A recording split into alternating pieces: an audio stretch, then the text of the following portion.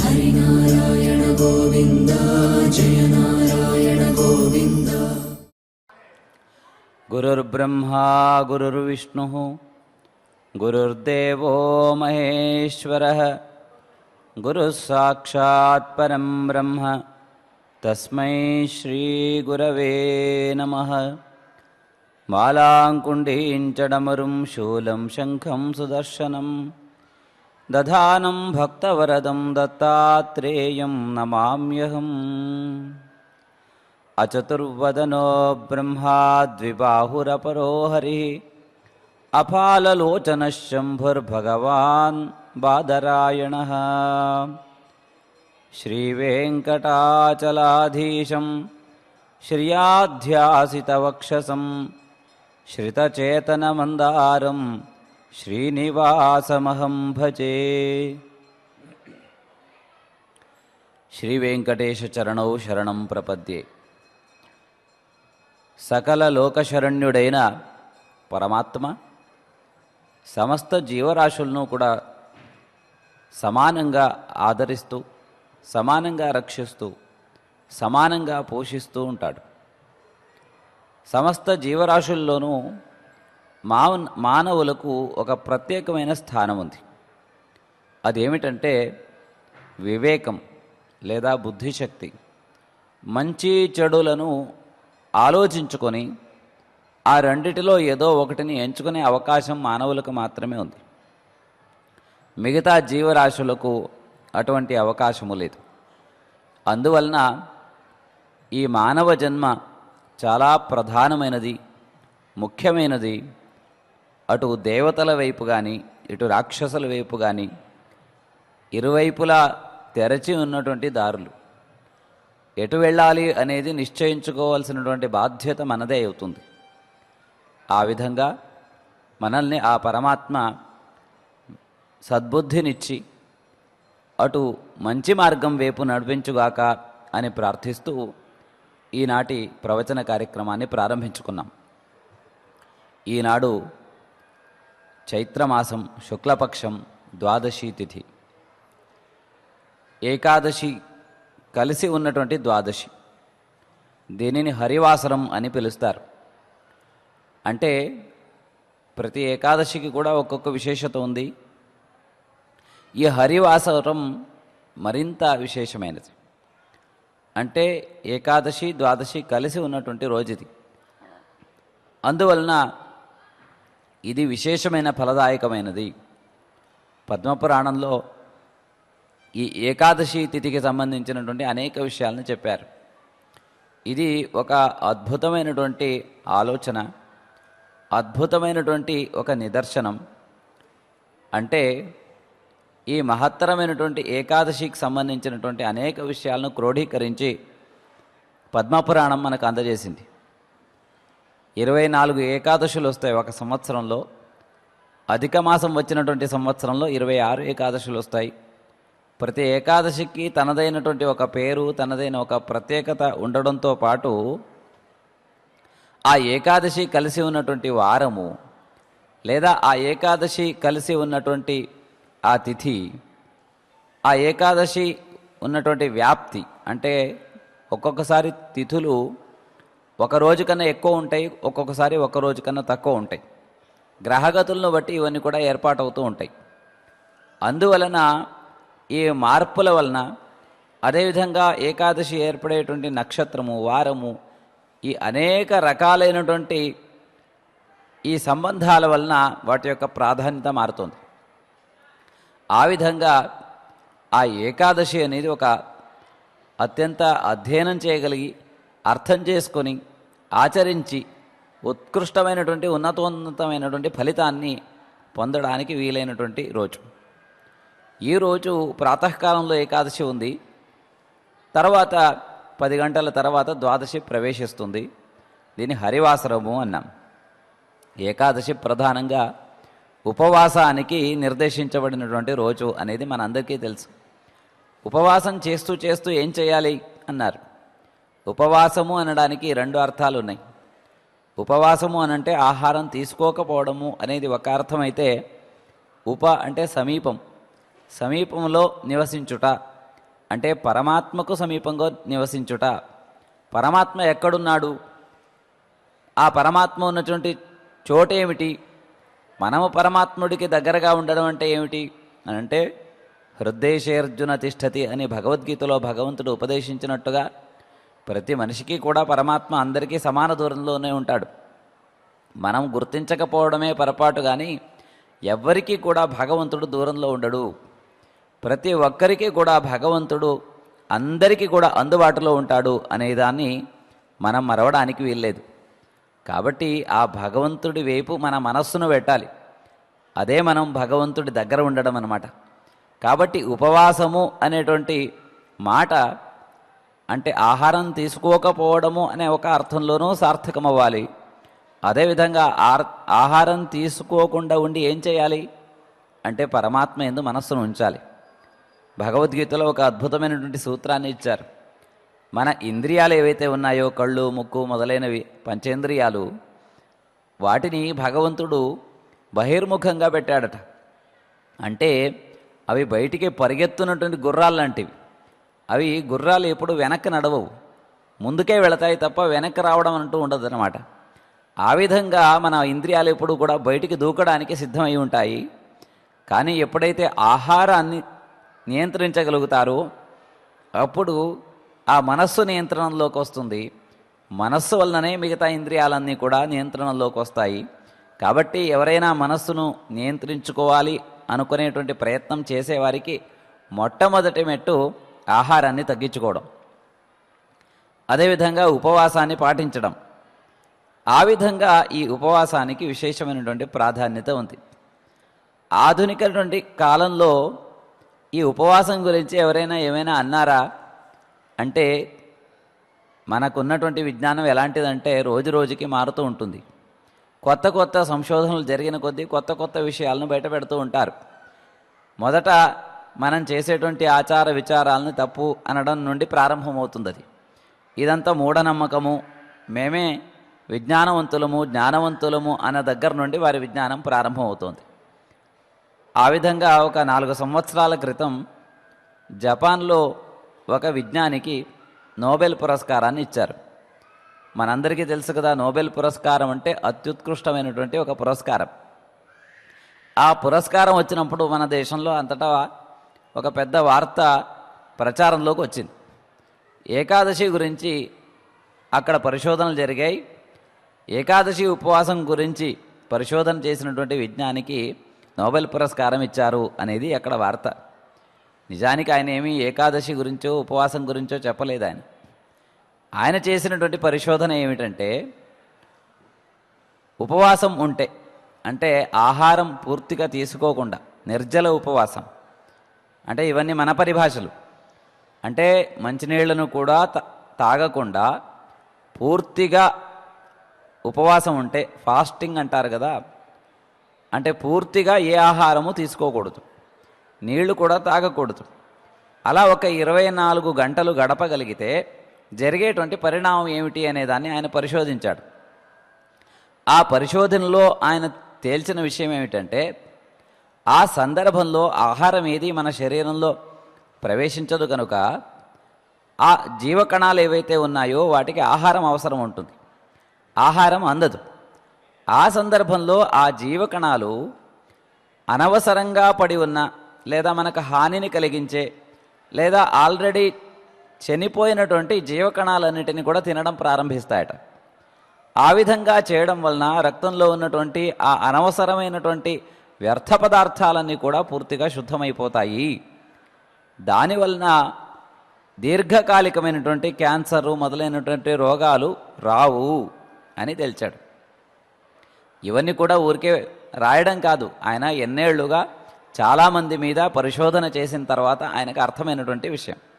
అంటే ఫాస్టింగ్ వలన ఉపవాసం, మన దృష్టిలో అది ఉపవాసం, వాళ్ళకి అవన్నీ అంతగా అలవాటు లేదు కనుక ఆహారం తీసుకోకుండా ఉండడం వలన కలిగేటువంటి పరిణామం అది, దీర్ఘకాలికమైనటువంటి రోగాలు నశిస్తాయి అనే విషయాన్ని ఆయన నిరూపించగలిగాడు.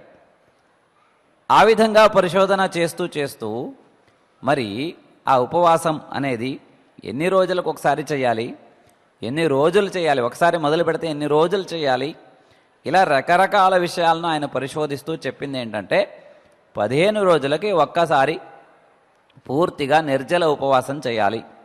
నిర్జల ఉపవాసం అంటే మన దృష్టిలో నీళ్లు కూడా తాగకుండా ఉపవాసం ఉండాలి, విశ్రాంతిగా ఉండాలి.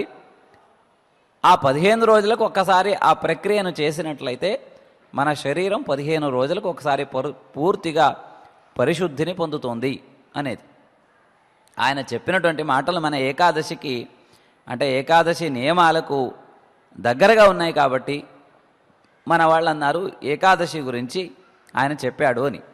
ఆయనకి ఏకాదశి తెలియదు, ద్వాదశి తెలియదు. ఆయన చేసినటువంటి పరిశోధన అది. మనకు కూడా 15 రోజులకు ఒకసారి ఏకాదశి వస్తుంది కాబట్టి దానికి దీనికి ఒక వైజ్ఞానికమైనటువంటి సంబంధం ఉంది అనే విషయాన్ని తెలియపరిచారు. ఆ విధంగా లౌకిక విజ్ఞానంలో కూడా దీనికి ఒక గొప్ప మహత్వం అనేది వచ్చింది అనే విషయాన్ని మనం గుర్తుంచుకోవాలి. ఈరోజు ద్వాదశి కదా, ఆ ద్వాదశికి ఉన్నటువంటి విశేషం ఏమిటంటే కామదా ఏకాదశి అని మనం నిన్న ఉన్నటువంటి ఏకాదశిని ఇప్పటికి కూడా ఆ ఏకాదశి తిథి ఉంది.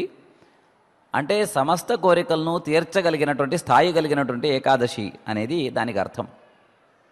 పద్మపురాణంలో ప్రతి ఏకాదశికి ఒక కథ చెప్పారు, ప్రతి ఏకాదశికి ఉన్న పేరు చెప్పారు, ప్రతి ఏకాదశికి ఉన్నటువంటి ప్రత్యేకతను కూడా చెప్పారు. మరి ఆ ఏకాదశికి ఈనాడు జరుగుతున్నటువంటి ద్వాదశికి ఏమిటి విశేషం, ఏమి కథ ఉంది అని అంటే దేవతలు రాక్షసులు ఇద్దరూ కలిసి సముద్రమథనం చేశారు. ఏ పురాణం తీసుకున్నా ఆ పురాణాలన్నీ కూడా సముద్రమథనం నుండే ప్రారంభమవుతాయి. అది ఒక గొప్ప మేధోమథనం అన్నమాట. ఆలోచన అంటే మంచి చెడులకు జరిగినటువంటి సంఘర్షణ. ఎప్పుడైతే ఆ మంచికి చెడుకి పెద్ద సంఘర్షణ జరుగుతుందో అప్పుడు కొత్త కొత్త ఆలోచనలు, కొత్త కొత్త విధానాలు, విచారాలు అన్నీ కూడా బయటపడుతూ ఉంటాయి. కాబట్టి ప్రతి పురాణము కూడా సముద్రమథనంతో ప్రారంభమవుతుంది. అన్ని కథలకు కూడా మూలం సముద్రమథనమే. ఆ విధంగా ఏకాదశికి కూడా సముద్రమథనమే మూలంగా కనబడుతోంది. దేవతలు పాపం చాలా శ్రమపడి, రాక్షసులు కూడా అంతే శ్రమపడ్డారు. వారి శ్రమాన్ని మనం ఏమీ కించపరచక్కర్లేదు, రాక్షసులు కదా అని. ఇద్దరు సమంగానే శ్రమించారు. ఆ శ్రమించిన సందర్భంలో వారికి మొట్టమొదట ఏమీ సాఫల్యం పెద్దగా లభించలేదు కదా, చాలా ప్రమాదాలు కూడా కలిగాయి. విషము, కాలకూట విషము, అదేవిధంగా వారుణి, ఇలా రకరకాలైనటువంటి అంటే ఏమీ ప్రయోజనం లేకపోగా హానిని కలిగించేటువంటి వస్తువులన్నీ కూడా ఆ సముద్రం నుండి బయటపడుతూ ఉన్నాయి. ఆ సందర్భంలో దేవతలకి ఎవరో సలహా ఇచ్చారట ప్రాజ్ఞులు, మీరు ఏకాదశి నాడు ఉపవాసం చేసి మీరు సముద్రమథనం చేయండి, ఎలాగో సముద్రమథనం చేస్తున్నారు కదా, ఏకాదశి నాడు ఉపవాసం చేయండి అని చెప్పారట. ఆ విధంగా వారు మొట్టమొదటిసారిగా ఆ ఏకాదశి తిథి నాడు ఉపవాసం చేసి ద్వాదశి తిథి నాడు ఎప్పుడైతే అంటే ఏకాదశి గడిచిపోయి ద్వాదశి వచ్చిందో అప్పటి నుండి వాళ్ళకి అత్యమూల్యమైనటువంటి వస్తువులు దొరకడం ప్రారంభించాయట. కల్పవృక్షము, కామధేనువు, చింతామణి, మహాలక్ష్మి, చంద్రుడు, ఉచ్చైశ్రవస్సు, ఐరావతము, ఇలా కోకొల్లలుగా అత్యద్భుతమైనటువంటి వస్తువులు వాళ్ళకు అందాయట. అందువలన ఏకాదశి వ్రత ఫలితంగా దేవతలు మహత్తరమైన, అమూల్యమైన, అత్యంత విలువ కలిగినటువంటి వస్తువులను పొందగలిగారు. ఆ విధంగా ఏకాదశి అనేది చాలా ఫలప్రదమైనది అనే విషయాన్ని పద్మపురాణం తెలుపుతోంది. ఆ విధంగా ఈరోజు ద్వాదశి, ఈరోజు ఏం చేయాలి, ఏకాదశి నాడు ఏం చేయాలో మనం అనుకున్నాం. ఈరోజు ఏం చేయాలి అని అంటే ముఖ్యంగా వామనమూర్తిని కానీ అంటే ఈ చైత్ర శుక్ల ద్వాదశి నాడు లేదా మహావిష్ణువుని కానీ లేదా వాసుదేవుడిని కానీ పూజించాలి. ఈ మూడు మూర్తులు కూడా ఆ మహావిష్ణువుకి సంబంధించినదే అయినప్పటికీ కూడా దాంట్లో కొంత విశేషం. కాబట్టి వామనావతారాన్ని తలుచుకోవడం కానీ లేదా వామనావతార ఘట్టాన్ని వినడం కానీ చేయాలి. అదేవిధంగా వాసుదేవమూర్తిగా ఆ భగవంతుని కొలవడం అనేది చాలా ముఖ్యమైనది. ఆ విధంగా ఈరోజు మహావిష్ణువును ఆరాధించిన వారికి ఈ ద్వాదశి కూడా కామదా ద్వాదశి అవుతుంది. అంటే కోరికలన్నిటినీ కూడా, సంకల్పాలన్నిటినీ కూడా నెరవేర్చే ద్వాదశిగా మారుతోంది అనే విషయాన్ని తెలిపారు. ఆ విధంగా ఈనాటి వైభవాన్ని మనం ఒక్కసారి అనుకున్నాం. యథావిధిగా మనం పద్మపురాణంలో ప్రవేశిద్దాం. పద్మపురాణాంతర్గతమైనటువంటి రామకథనం మనం చెప్పుకుంటున్నాం. శ్రీరామచంద్రమూర్తి యొక్క గాథలలో అనేక చమక్కులను ఈ పద్మపురాణం మన ముందర ఉంచింది. అదేమిటంటే, శ్రీరామచంద్రమూర్తి అహల్యా ఉద్ధారకుడు. అంటే గౌతమ మహర్షి యొక్క భార్య శాపగ్రస్తురాలైంది. ఆవిడని ఉద్ధరించినవాడు శ్రీరామచంద్రమూర్తి. ఆవిడకు శాపం వచ్చేటట్టు చేసినవాడు ఇంద్రుడు. అంటే ఇంద్రుడు శాపం వచ్చేటట్టు చేస్తే ఈ పరమాత్మ ఆవిడని శాప విముక్తురాలను చేసింది. అయోధ్య నుండి వచ్చినటువంటి స్వామి అహల్యను ఉద్ధరించాడు. అంటే విశ్వామిత్రుడి యొక్క యాగ సంరక్షణము అనేటువంటి నెపంతో వచ్చినటువంటి శ్రీరామచంద్రమూర్తి ఆ మిథిలా నగరానికి వెళుతూ, సీతమ్మ వారిని చేపట్టడానికి వెళుతూ మధ్యలో ఒక ఘనకార్యం చేశాడు. ఒక అద్భుతమైనటువంటి కార్యం చేశాడు. అదే అహల్య ఉద్ధరణం. ఇది మనందరికీ తెలిసిన కథే. మరి పద్మపురాణంలో ఏమిటి విశేషం అని మనం ఒక్కసారి ఆలోచిస్తే, ఇక్కడ ఈ కథను మనం అనుకోవడంలో ఒక పెద్ద ప్రయోజనం ఉంది. విశ్వామిత్ర మహర్షి శ్రీరామచంద్రమూర్తిని చాలా కావాలని, అంటే సంకల్పబద్ధంగా ఆ మిథిలా నగరానికి వెళుతూ ఈ గౌతమ ఆశ్రమం గుండా తీసుకెళ్ళాడు. ఎందుకంటే విశ్వామిత్రుల వారికి తెలుసు ఆనాడు గౌతములు ఏమి శాపం ఇచ్చారు అనే విషయం. ఇచ్చిన శాపం ఏమిటంటే, నీవు చేసినది తప్పు కనుక, అంటే నీ సంకల్పము తప్పు కనుక దానికి ప్రాయశ్చిత్తంగా నీవు తపస్వినిగా ఉండాలి. అదేవిధంగా ఎవరికీ కనపడకుండా ఉండాలి. ఇక్కడ నుండి, ఈ స్థానం నుండి కదలకుండా ఉండాలి. నిరాహారంగా ఉండాలి. అదేవిధంగా దుమ్ము ధూళి వీటితో కలుషితమై, అంటే కొట్టుకోపోవడం అంటారు కదా, అంటే దుమ్ము ధూళితో కలిసి ఉండాలి అని చెప్పి శపించారు. శపించిన తర్వాత మరి శాప విముక్తిని కూడా చెప్పాలి కదా. శాపం ఇచ్చిన వారు శాప విముక్తిని కూడా చెప్తారు.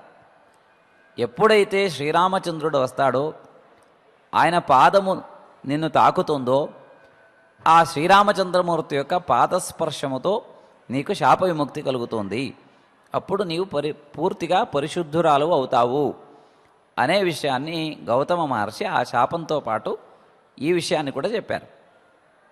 ఋషుల యొక్క శాపము ఎలాంటిదంటే వరం లాంటిది. అంటే అది శాపంలాగా అనిపిస్తుంది కానీ అది ఒక శిక్షలాగా అనిపిస్తుంది కానీ అది ఒక రకంగా శిక్షణము, ఇంకొక రకంగా అనుగ్రహం. ఆ మహర్షుల యొక్క ఆ పరిపాటి అలాంటిది. ఆ విధంగా చూసినప్పుడు శ్రీరామచంద్రమూర్తి ఆ విధంగా ఆశ్రమంలో ప్రవేశించాడు. ఆ సందర్భంలో అహల్య ప్రత్యక్షమైంది. అహల్యాదేవి శ్రీరామచంద్రమూర్తికి నమస్కరించింది అనే విషయం రామాయణంలో ఉంటుంది. ఆ సందర్భంలో చాలామంది వ్యాఖ్యానం చేస్తూ, మరి అహల్యాదేవి ఎలా ఉండగలిగింది అక్కడ? అదృశ్యంగా ఉండాలి అని చెప్పారు కాబట్టి ఆవిడ అదృశ్యంగా ఉన్నది అని చెప్పారు. ఇంకా కొంతమంది అన్నారు ఆవిడ శిలగా మారిపోయింది, అంటే శిలారూపంలో ఆవిడ ఉండిపోయింది, ఒక రాయిగా ఉండిపోయింది. ఎప్పుడైతే రాముడు ఆ దారిలో వెళ్ళాడో రాముడి పాదం ఆ శిలను తాకింది. అలా తాకగా రామస్పర్శము చేత ఆ శిలలో ఉన్నటువంటి ఆ అహల్యాదేవి బయటికి వచ్చింది. ఇలాంటి అనేక వ్యాఖ్యానాలు ఉన్నాయి. కానీ మనం ఈ పద్మపురాణం చూసినప్పుడు మనకు ఆ విషయంలో చాలా చక్కటి ఒక విజ్ఞత మనకు కలిగే అవకాశం ఉంది. ఇక్కడ చాలా స్పష్టంగా చెప్పారు, అక్కడ అహల్యాదేవి శిలారూపంలో ఉంది అని. మరి అక్కడ వాల్మీకి రామాయణానికి ఇక్కడున్నటువంటి దీనికి తేడా వస్తుంది కదా అని ఆలోచన కలుగుతూ ఉంటుంది. మనకేంటంటే ఈ రామాయణము లేదా మనం శ్రద్ధగా వినేటువంటి గాథల్లో ఏమాత్రం కూడా తేడా రాకూడదు. ఒక చోట ఒక రకంగా, ఇంకో చోట ఇంకో రకంగా ఉంది అని అనిపించినప్పుడల్లా మనకు అనిపించేది ఏంటంటే మన గ్రంథాలన్నీ కూడా ప్రామాణికం కావండి, వాళ్ళు ఏదో కల్పించి రాశారు, అంటే వాళ్ళు ఏదో చెప్పబోయి కాలక్షేపానికి కొన్ని కథలు రాశారు అన్నట్టుగా మనం చాలా తేలికగా తీసేస్తూ ఉంటాం. చాలా విషయాల్ని నమ్మము కూడా. శ్రద్ధ కలిగిన వాళ్ళు ఎలాగున్నా నమ్ముతారు, కానీ మనం అంత తేలిగ్గా వాటిని తీసేయకూడదు. ఇవి మన ప్రాచీనులు, ఋషులు, మునులు మనకు అనుగ్రహించిన గొప్ప వరం కాబట్టి దాన్ని సావధానంగా ఆలోచించి సమన్వయం చేసుకోవాల్సినటువంటి బాధ్యత మనకుంది. అందువలన మనం ఈ ఘట్టాన్ని చాలా చక్కగా సమన్వయం చేసుకోవాలి. ఋషులు ఎప్పుడూ కూడా అబద్ధం చెప్పరు అనే విషయాన్ని ముందు నమ్మాలి. ఎందుకంటే అబద్ధం చెప్పడం వలన వాళ్ళకి ఒరగేది ఏమీ లేదు. ఏదైనా లాభం ఉంటే అబద్ధం చెప్పాలి, కానీ ఊరికే కాలక్షేపానికి అబద్ధం చెప్తే ఏమొస్తుంది? వాళ్ళు మన మీద ఎంతో అక్కర కలిగిన వారు. యథార్థాన్ని చెప్పడమే వారి యొక్క తపస్సు. అబద్ధం చెప్పే వాళ్ళకి తపస్సు ఎలా సిద్ధిస్తుంది? అంతంత శక్తియుక్తులు ఎలా వస్తాయి? నిజంగా వాళ్ళు అబద్ధం చెప్పే వాళ్ళైతే వాళ్ళ తపస్సు అనేది నశించిపోతుంది కదా. వాళ్ళ తపస్సులుగా, పూజనీయులుగా ఎలా ఉంటారు? కాబట్టి వారి యొక్క మాట ఖచ్చితమైనది, సత్యము అని ముందు మనం నమ్మాలి. ఆ విధంగా చూసినట్లయితే ఆ రోజు గౌతమ మహర్షి ఏం చెప్పాడు అనే విషయాన్ని మనం ఇప్పుడు అనుకున్నాం కదా. ఇక్కడేమో శిలారూపంలో ఆ అమ్మవారు అంటే అహల్యాదేవి ఉన్నది అనే విషయం అనుకున్నాం కదా. ఇప్పుడు చూడండి, ఖచ్చితంగా శిలారూపంలోనే ఉంటే ఆ అగస్త్య గౌతమ మహర్షి చెప్పినటువంటి మాటలన్నీ కూడా సమన్వయం అవుతాయి. గౌతమ మహర్షి ఏం చెప్పారు? నీవు ఈ ఆశ్రమం విడిచి కదలకూడదు అన్నారు. కదలకుండా ఉండేది ఏమిటి? రాయే కదా. మిగతా ఏ విధంగానైనా కూడా ఆవిడ అటు ఇటు తిరగాల్సి వస్తుంది, ఆశ్రమాన్ని విడిచిపెట్టి వెళ్ళాల్సి వస్తుంది. ఆవిడ ఒక్కతే ఉంటుంది కాబట్టి భయం కలుగుతుంది, అంతే కదా.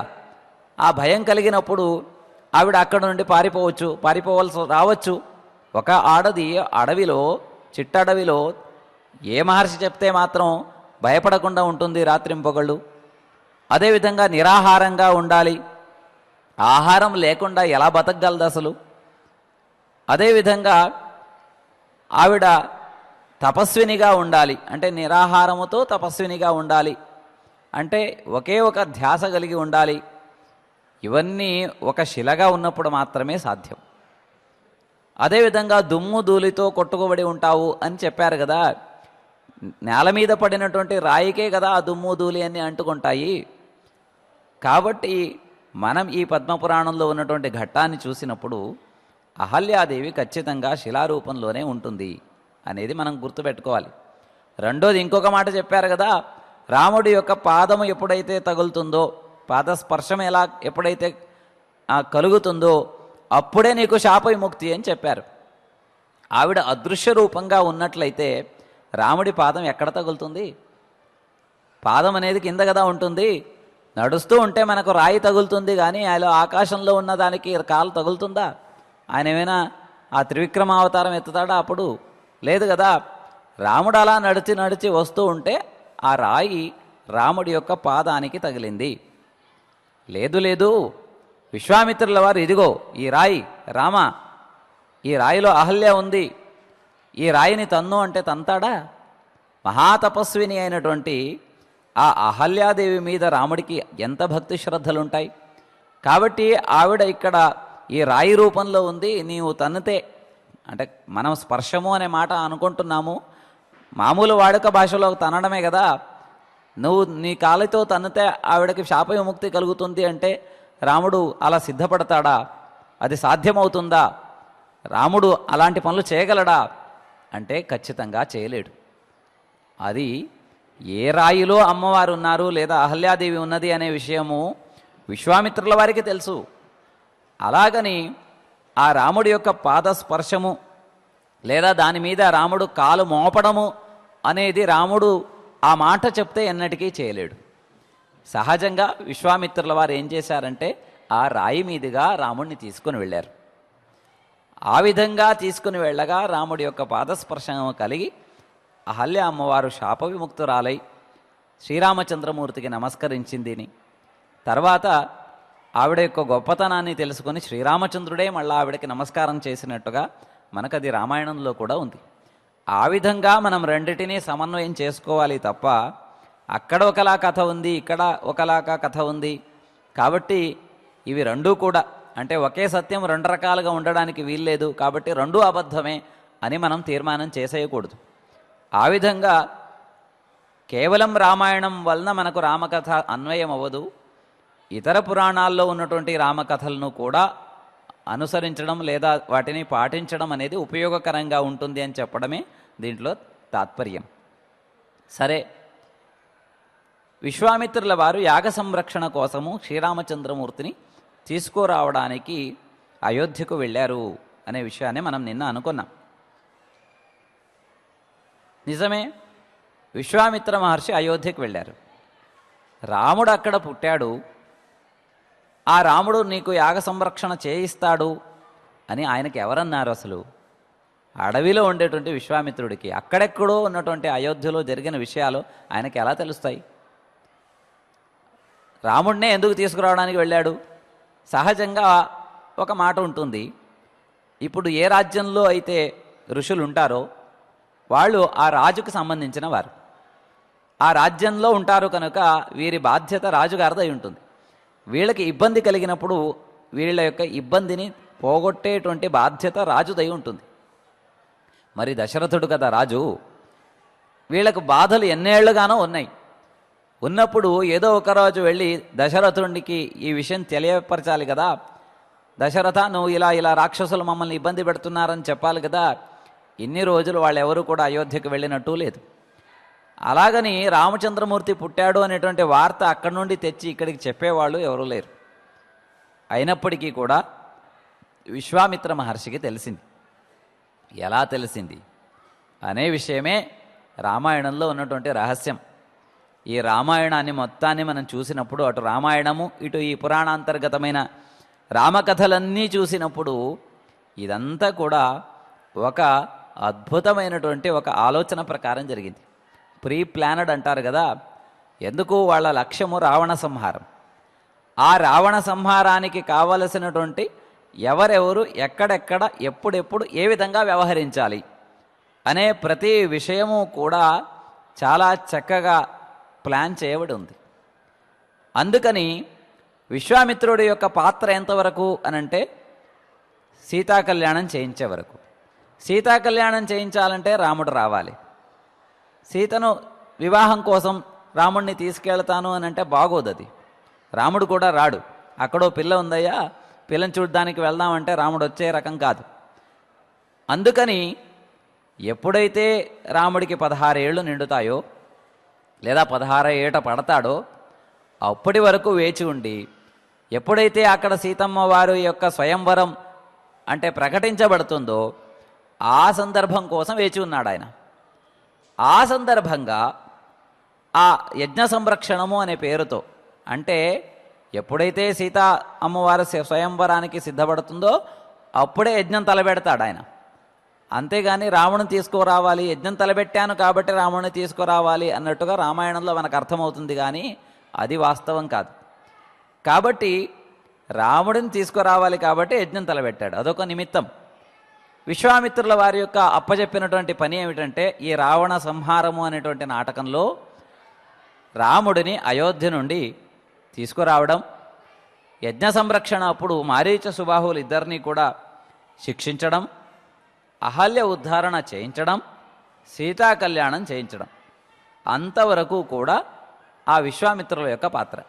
తర్వాత విశ్వామిత్రుల వారు వెళ్ళిపోతారు, ఇంకొక ఋషి అందుకుంటాడు. ఆ విధంగా ఒకరి నుండి ఒకరు అలా జరుగుతున్నటువంటి ఈ రావణ వధ అనేటువంటి నాటకం జరుగుతూ ఉంటుంది. ఇక్కడ ఇంకొక విషయం మనం ఈ సందర్భంలో గుర్తుపెట్టుకోవాల్సింది ఏంటంటే, యజ్ఞ సంరక్షణ అప్పుడు ఆ శ్రీరామచంద్రమూర్తి వచ్చాడు, లక్ష్మణుడు కూడా వచ్చాడు. అక్కడ మారీచుడు మీద ఏ అస్త్రాన్ని ప్రయోగించారు? మానవాస్త్రం ప్రయోగించారని ఒక చోట ఉంటుంది, ఇంకో చోట మారుతాస్త్రము లేదా వాయవ్యాస్త్రం అంటాము కదా, వాయువుకు సంబంధించింది. మరుత్ అని కూడా వాయువుని అంటారు. సరే, వాయవ్యాస్త్రాన్ని ప్రయోగించాడు అనే విషయంలో మళ్ళా మీమాంస ఉంది. కానీ చాలా చక్కగా ఇక్కడ దానికి ఒక నిర్ణయానికి వచ్చేటువంటి అవకాశం ఉంది. అది ఏమిటంటే, ఎప్పుడైతే ఈ రాక్షసులు యజ్ఞానికి విఘ్నం కలిగించడానికి వచ్చారో ఆ సందర్భంలో పవనాస్త్రేణ మహత మారీచం స నిశాచరం సాగరే పాతయామాస శుష్కపర్ణం ఇవ అనిలః. ఇది శ్లోకం. ఏం చెప్పారు అనంటే, పవనాస్త్రము, పవనుడు అంటే వాయుదేవుడు, వాయవ్యాస్త్రం అని కూడా అనొచ్చు, దానితోనే మారీచుడిని కొట్టాడు అని చెప్పారు. ఎందుకు? మానవాస్త్రం ఎలా పనిచేస్తుందో మనకు తెలియదు, కానీ పవనాస్త్రం అనేది గాలి. ఆ గాలి చేత అతను, అంటే ఆ వాయవ్యాస్త్రము చేత కొట్టబడ్డాడు కనుకనే చాలా దూరం వెళ్ళి పడ్డాడు, చనిపోలేదు. కానీ సుబాహు చనిపోయాడు. అంటే మారీచుడిని శిక్షించిన తర్వాత కూడా అతను పెట్టరేగడం ఆపకపోగా అప్పుడు శిక్షించడం తప్ప వేరే దారి లేక ఆయన్ని చంపేశాడు. సరే, ఇక్కడ మానవాస్త్రము కాదు వాయవ్యాస్త్రమే అని మనం నిశ్చయించడానికి కారణం శుష్కపర్ణం ఇవ అనిలః. గాలి ఎండుటాకును ఎలా ఎగరవేస్తుందో, దూరం తీసుకెళ్ళి పడేస్తుందో ఆ విధంగా, అంటే మారీచుడు అనేవాడిని ఒక ఎండుటాకులాగా దూరం ఎక్కడో తీసుకెళ్ళి పడేయగలిగిన శక్తి ఒక వాయవ్యాస్త్రానికి ఉంటుంది, కానీ మానవాస్త్రానికి ఎందుకు ఉంటుంది? కాబట్టి ఏదో ఒక విధానంలో, లేదా ఇది పెద్ద ప్రధానమైన విషయం కాదు అన్నట్టుగా వాయవ్యాస్త్రం అనే మాటకు మానవాస్త్రం అని ఎక్కడైనా రాసి ఉండొచ్చు. అలాగని ఇవి ఏది అబద్ధం ఏది సుబద్ధం అని నిర్ణయించుకునేటప్పుడు ఇవి చాలా ఉపకరిస్తాయి. కాబట్టి వాయవ్యాస్త్రాన్నే ప్రయోగించాడు అని మనం నిర్ణయించుకోవచ్చు. సరే, మారీచుడు వెళ్ళి పడ్డాడు. ఎక్కడ పడ్డాడు అంటే దానికి చెప్పాడు, న్యస్తశస్త్ర తపస్తప్తం ప్రయయో మహదాశ్రమం అని.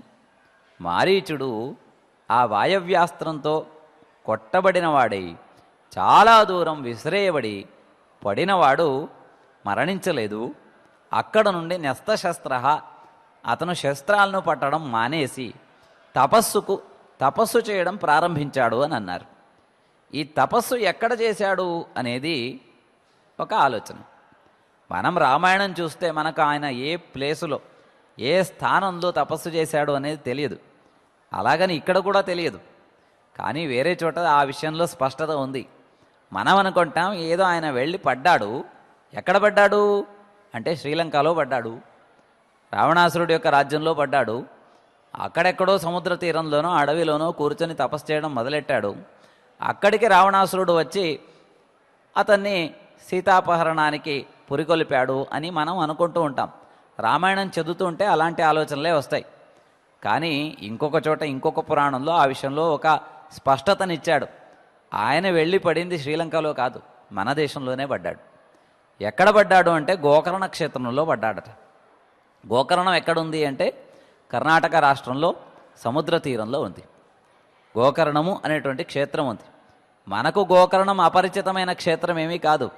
ఎందుకంటే రావణాసురుడు ఆత్మలింగం తీసుకువస్తే అక్కడ గణపతి వచ్చి దాని ఆటంకం కలిగించి ఆ ఆత్మలింగం అక్కడ ఉండేటట్టు చేశారు. మహాబలేశ్వరుడు అనే పేరుతో అక్కడ ఆ పరమశివుడి యొక్క ఆత్మలింగం ఇప్పటికీ ఉంది. మనము తాకి పూజించగలిగినటువంటి ఏకైక స్థానం అది. ఆత్మలింగాన్ని మనం స్పృశించి మనమే పూజ చేసుకోవచ్చు. అటువంటి స్థానంలో మారీచుడు వెళ్ళి పడగా అక్కడే ఆశ్రమం కట్టుకొని ఆయన తపస్సు చేయడం ప్రారంభించాడట. మరి రావణాసురుడికి ఎలా తెలిసింది అక్కడున్నాడు అని అంటే, రావణాసురుడికి గోకర్ణ పరిచయం ఉంది కదా. రావణాసురుడు ఇంతకుముందు ఆత్మలింగం తెచ్చి పెట్టింది ఆయనే కదా. కాబట్టి గోకర్ణం అనేది ఆయనకు అపరిచితమైన స్థానం ఏమీ కాదు. కాబట్టి సులువుగా మారీచుడిని పట్టుకోగలిగాడు. అది మన దేశంలోనే ఉంది, శ్రీలంకలో లేదు, లంకలో లేదు. శ్రీలంక అవునో కాదో పక్కన పెట్టండి. లంకలో ఉన్నటువంటి స్థానంలో మారీచుడు తపస్సు చేయలేదు. ఆ విధంగా రామాయణంలో లేని విషయాలకు కూడా పురాణము మనకు చక్కగా సందేహ నివృత్తిని చేస్తుంది. ఆ విధంగా గోకర్ణ క్షేత్రంలో మారీచుడు తపస్సు చేయగా రావణాసురుడు అక్కడి నుండి పట్టుకొచ్చాడు.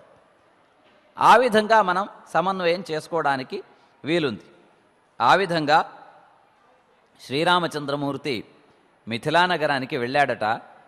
వెళ్ళిన సందర్భంలో వాజపేయి యాగం అంటే జనకుడు ఏ యాగం చేస్తున్నాడు అనే మాట రామాయణంలో ఉండదు, కానీ ఇక్కడ స్పష్టంగా వాజపేయి యాగమే చేస్తున్నాడు అనే విషయాన్ని చాలా స్పష్టంగా చెప్పారు. వాజపేయం క్రతుం యష్టుం ఆరేభే మునిసత్తమై తద్ద్రష్టుం ప్రయయు సర్వే విశ్వామిత్ర పురోగమాః. అంటే ఇదంతా కూడా ఒక ఆలోచన ప్రకారం జరుగుతోంది. ఋషులు రావాలి. ఋషులు ఏదో పండగ పెట్టుకుంటేనో ఏదో సత్యనామృతం పెట్టుకుంటేనో ఋషులందరూ వస్తారా? వాళ్ళు వచ్చేది యజ్ఞాలకు మాత్రమే. అంటే వాళ్ళకి యజ్ఞం కన్నా తక్కువ స్థాయిది ఏది కూడా వాళ్ళకి పట్టదు. ఓ జాతర జరుగుతుందండి రండి అంటే రానే రారు వాళ్ళు. వాళ్ళ విధానం వేరు. కాబట్టి విశ్వామిత్రాది మహర్షులు రావాలి అని అంటే దానికి తగినటువంటి యజ్ఞయాగాదులను చేయాలి. అందువలన జనక మహారాజు విజ్ఞత కలిగిన వాడు కనుక జనక మహారాజు కూడా ఆ విషయాలన్నీ తెలుసు కనుక మహావిష్ణువే సీతమ్మ వారిని వరించడానికి వస్తాడు అనేటువంటి విషయం స్పష్టము కనుక అది రావడం కోసం ఈ వాజపేయి యాగాన్ని తలబెట్టాడట. అందుకని ఋషులందరినీ పిలిచాడట. ఆ విధంగా వచ్చిన సందర్భంలో రాముడు ఎలా కనపడ్డాడు అనంటే ప్రత్యుద్గమ్య ప్రణమ్యాత పూజయామాస మైథిలః రామం పద్మ విశాలాక్షం ఇందీవర దళ సమప్రభం పీతాంబరధరం శ్లక్ష్ణం కోమలావయవోజ్వలం అవధీరిత కందర్ప కోటి లావణ్యముత్తమం. రాముల వారు విశ్వామిత్ర యాగ సంరక్షణలో ఎలా ఉన్నాడో మనకు తెలియదు. అడవిలో అరణ్యవాసానికి వెళ్ళినప్పుడు ఎలా ఉన్నాడో మనకు తెలుసు. నార చీరలు కట్టుకొని శిఖను పైకి బంధనం చేసుకొని శివుడిలాగా ఉన్నాడు అని వర్ణన ఉంటుంది. కాబట్టి ఆయన అక్కడ ఎలా ఉన్నాడో తెలుసు మనకు. కానీ యాగ సంరక్షణలప్పుడు రాముడు ఈ వనవాసానికి వెళ్ళేవాడలాగా ఉన్నాడా, లేదా ఒక రాకుమారుడిలాగా ఆభరణాలన్నీ కూడా వేసుకుని ఉన్నాడా అనే విషయంలో మనం ఎప్పుడూ ఆలోచించి ఉండము. కానీ ఇక్కడ మాత్రం ఆ విషయం చెప్పారు. నిజంగా రాముడు అన్ని ఆభరణాలు వేసుకొని వచ్చాడో మాత్రం తెలియదు, కానీ అరణ్యానికి వెళ్ళే వేషంతో మాత్రం వెళ్ళలేదు. ఒక రాకుమారుడిగానే వెళ్ళాడు. అరణ్యవాసం అనేది ఆయనకు ఒక దీక్ష కనుక దానికి తగినట్టుగా ఆభరణాలన్నీ కూడా తీసి అయోధ్యలో పెట్టేసి వచ్చాడు. ఇప్పుడు ఆ విషయం లేదు కదా. అంటే కొద్ది రోజుల కోసం ఆయన విశ్వామిత్రుల వెంట వచ్చాడు కాబట్టి ఖచ్చితంగా దివ్యాభరణాలు ధరించి ఉన్నా ఆశ్చర్యమేమీ లేదు. అప్పుడు ఇప్పటిలాగా దొంగల భయం లేదు కాబట్టి ఏ ఆభరణాలు వేసుకున్నా ఎవరికి ఇబ్బంది లేదు. కాబట్టి వచ్చినటువంటి రాముణ్ణి మాత్రం విశ్వామిత్రుల వారు పరిచయం చేయడానికి మునుపే దివ్య ఆభరణాలు, అది కాకుండా శ్రీరామచంద్రమూర్తి అద్భుతమైనటువంటి పీతాంబరధారిగా కనబడ్డాడు. ఈ పీతాంబరము అనేది ఏదైతే ఉందో పీతాంబరధారి మహావిష్ణువే. పీతాంబరుడు అనగానే మనకు మహావిష్ణువు గుర్తొస్తాడు. అంటే మహావిష్ణు స్వరూపంగా రాముడిని పరిచయం చేయక మునుపే జనక మహారాజు ఈయన మహావిష్ణువుగా గుర్తించగలిగాడు కనుకనే ఆయన శివధనుస్సుని ఈయన ఎక్కువ పెడితే మా అమ్మాయిని ఇచ్చి పెళ్లి చేస్తాను అని ముందుగానే అంటాడు. కాబట్టి ఆ విధంగా ఇవన్నీ కూడా ఈ రావణాసుర ఘట్టము అనడానికి ఆ ఒక్క నాటకంలో అందరూ కూడా పాత్రధారులు అనే విషయం ఈ పద్మపురాణం మనకు చాలా చక్కగా మన ముందర ఉంచుతోంది. అటువంటి రమణీయమైనటువంటి ఇంకా కొన్ని విషయాలను మనం రేపు చెప్పుకున్నాం. దీంట్లో రామాయణంలో ఉన్నంత విస్తారం ఉండదు, కానీ రామకథ మొత్తం రామ పట్టాభిషేకం వరకు ఉంటుంది. మనకు అటువంటి చక్కటి అవకాశం వచ్చింది. అది కూడా చైత్రమాసంలో రామకథను స్మరించుకోవడం చాలా పరమోత్కృష్టమైనది. ప్రతి మాసానికి ఫలానా కథ వినాలని అని పెద్దలు చెప్పారు కదా, దాంట్లో చైత్రమాసానికి నిర్దేశించబడింది రామకథ. ఆ విధంగా మనం శ్రీరామచంద్రమూర్తిని తలుచుకుని కృతార్థులమవుదాం. యథావిధిగా మనం పద్మపురాణాంతర్గతమైన పరమేశ్వరుడు పలికిన పార్వతీ అమ్మవారికి ఉపదేశించిన విష్ణు సహస్రనామ స్తోత్రం పారాయణం చేసుకుంటున్నాం. నిన్నటి వరకు 1000 నామాలు అయిపోయినాయి. ఈరోజు ఈ విష్ణు సహస్రనామం యొక్క ఫలశ్రుతిని మనం పారాయణం చేసుకోబోతున్నాం.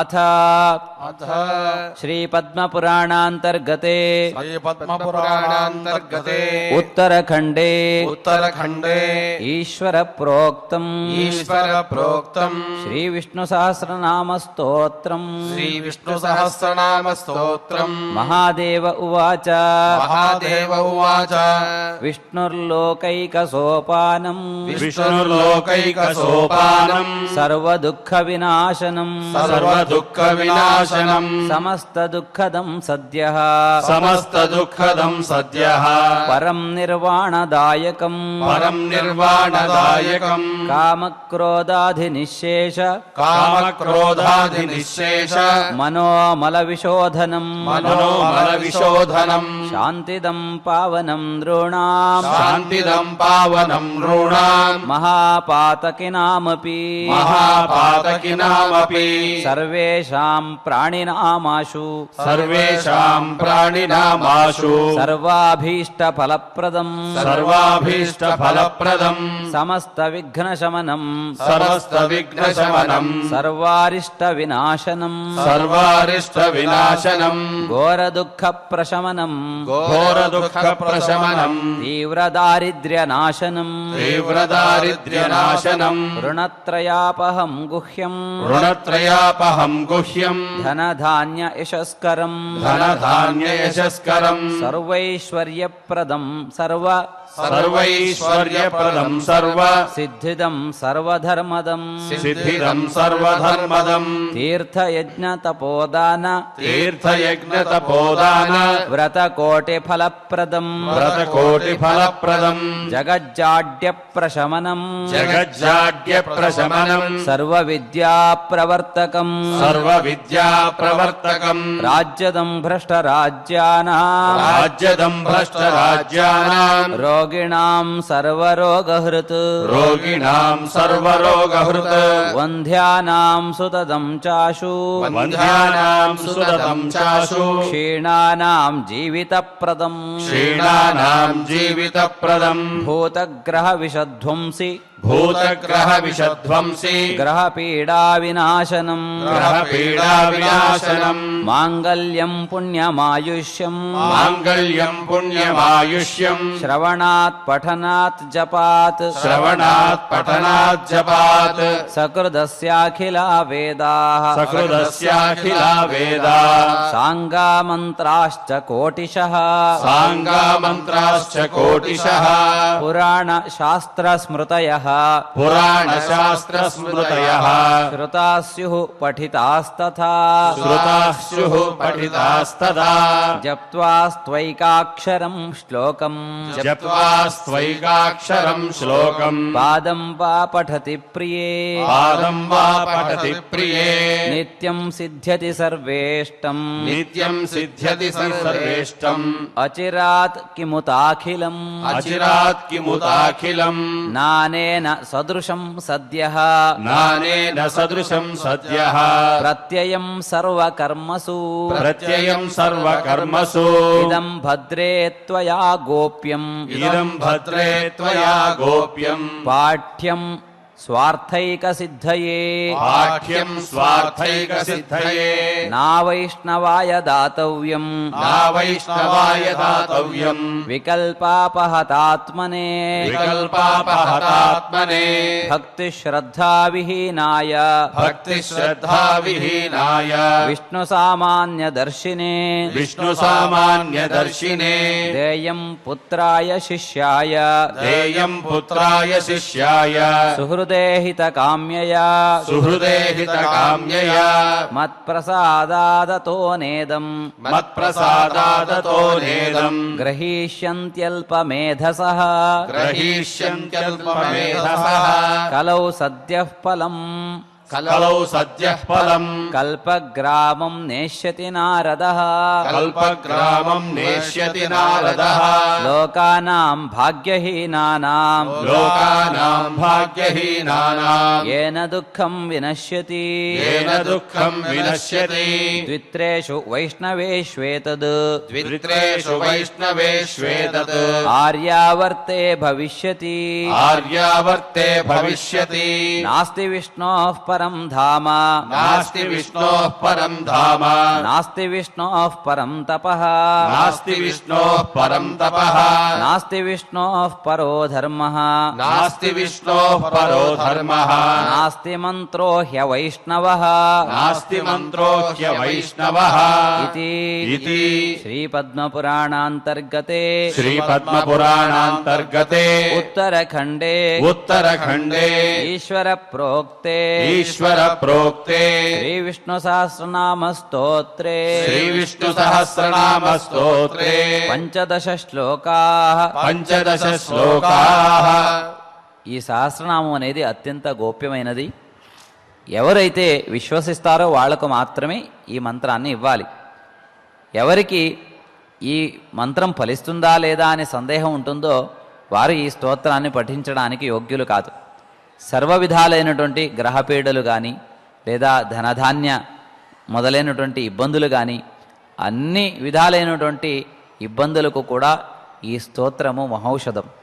అటువంటి మహత్తరమైనటువంటి స్తోత్రాన్ని పఠించిన వారికి మహావిష్ణువు కలియుగంలో విశేషంగా వెంటనే ఫలితాన్ని ఇస్తారు అనే విషయాన్ని ఇక్కడ చెప్పారు. దాన్ని మనం విశ్వసిస్తూ ఈ సహస్రనామ స్తోత్ర పారాయణం చేసుకొని ఫలితాన్ని పొందుదాం. అందరం కలిసి క్షమాప్రార్థనాది శ్లోకాలను సామూహికంగా పఠించుకుందాం.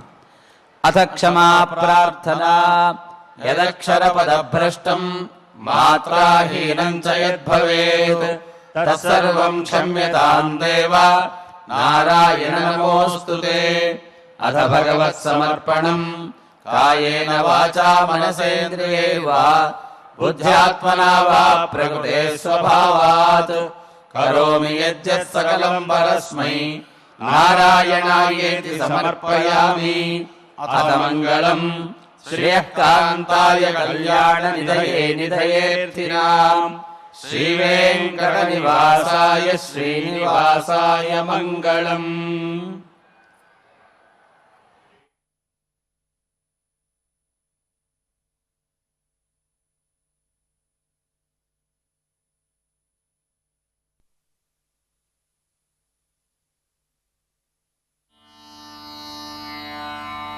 ఓ